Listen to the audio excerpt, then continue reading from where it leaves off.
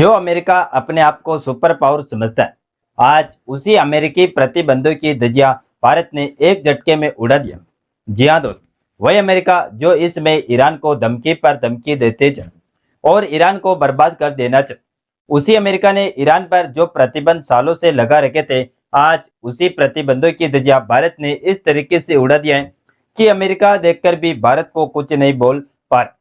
दरअसल भारत पहले से ही समय में ईरान से बड़ी मात्रा में बेहद ही सस्ते दामों में तेल और गैस खरीद रहा, लेकिन शायद अमेरिका से भारत का फायदा देखा नहीं गया।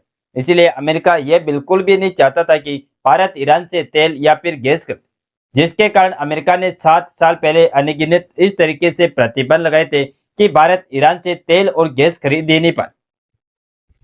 लेकिन अब बड़ी खबर निकल कर आ रही है कि भारत ने 7 सालों में पहली बार ईरान से तेल और गैस खरीद लिया और उसका पेमेंट भी हो चुका है। अब आप सोचेंगे कि जब दुनिया अमेरिकी फैसलों के सामने झुकने को तैयार है, तो आखिरकार भारत पर अमेरिकी सेक्शन फेल क्यों हो जाए?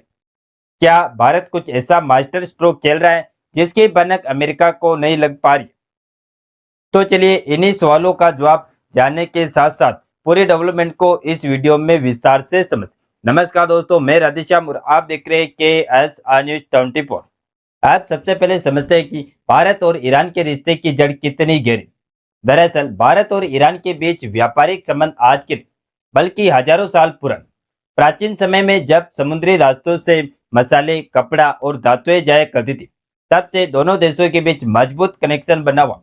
आधुनिक दौर में यह रिश्ता और मजबूत हुआ, खासकर 1950 के बाद जब भारत ने ऊर्जा सुरक्षा के लिए मिडल ईस्ट की ओर रुख किया। भौगोलिक रूप से भी देखें तो ईरान भारत से काफी करीब, सीधे समुद्री रास्ते से जुड़ा हुआ, जिससे तेल और गैस की सप्लाई तेज और सस्ती दोनों पड़ी। यही वजह थी भारत के लिए ईरान सिर्फ एक देश नहीं, बल्कि एक स्ट्रेटेजिक एनर्जी पार्टनर बन गया।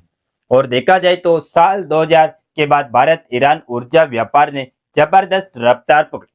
साल 2008 से 9 तक भारत ईरान से करीब 20 से 22 मिलियन टन कच्चा तेल हर साल खरीद रहा था, जो भारत के कुल आयात का लगभग 10% तक पहुंच गया था। उसके बाद 2011-12 में तो ये आंकड़ा और बढ़कर करीब 27 मिलियन टन तक चला गया। यानी ईरान भारत का दूसरा सबसे बड़ा ऑयल सप्लायर बन चुका।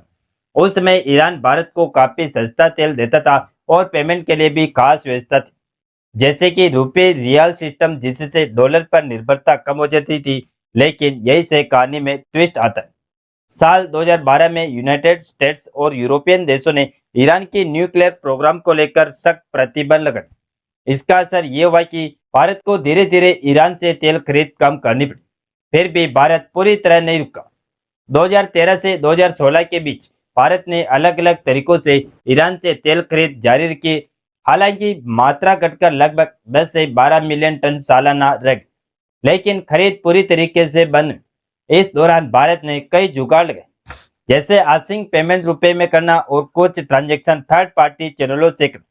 लेकिन भारत ने यह तरकीब और ईरान का भारत के साथ झुकाव अमेरिका से देखा नहीं, जिसके कारण फिर 2018 वह साल आया जिसने पूरा खेल बदला।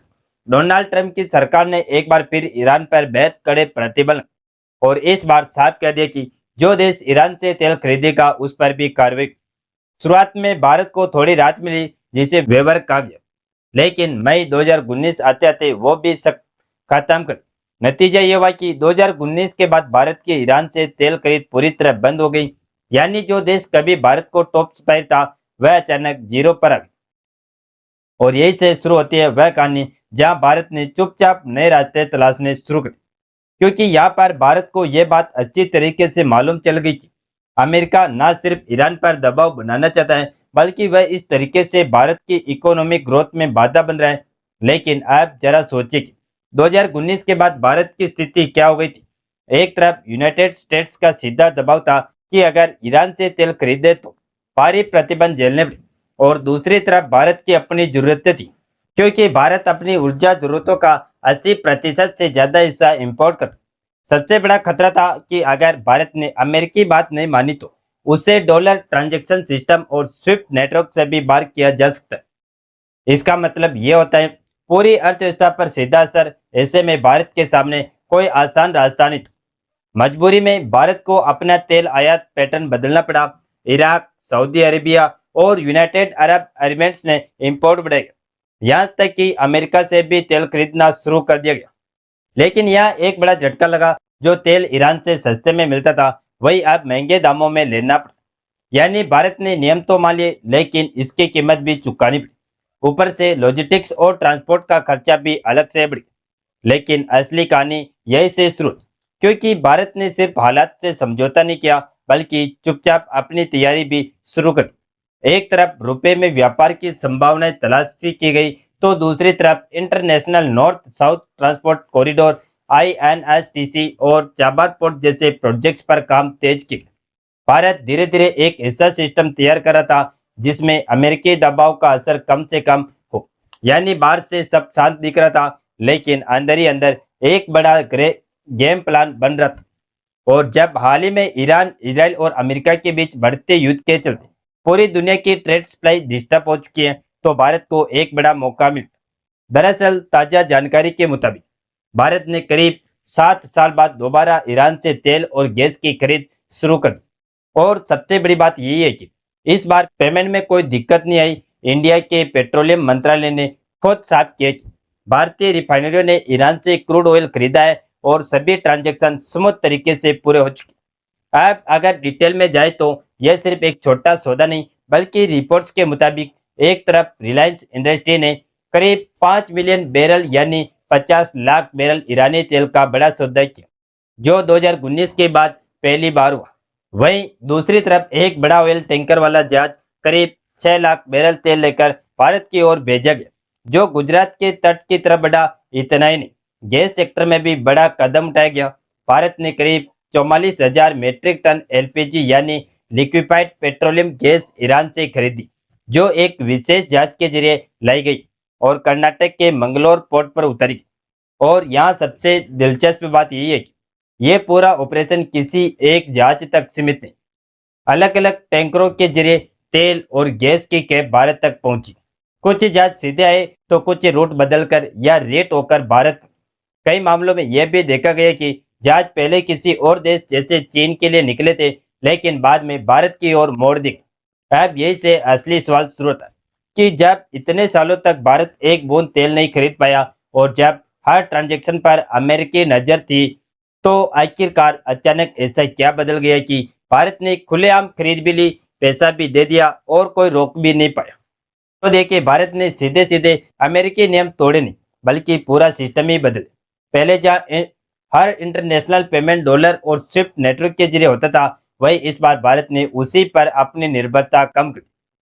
डॉलर की जगह रुपया, रियाल और दूसरे वैकल्पिक करेंसी सिस्टम का इस्तेमाल किया गया, जिससे ट्रांजैक्शन अमेरिकी नज़र से काफ़ी हद तक बाहर हो गई। यही नहीं, पेमेंट को कई हिस्सों में बांटा गया।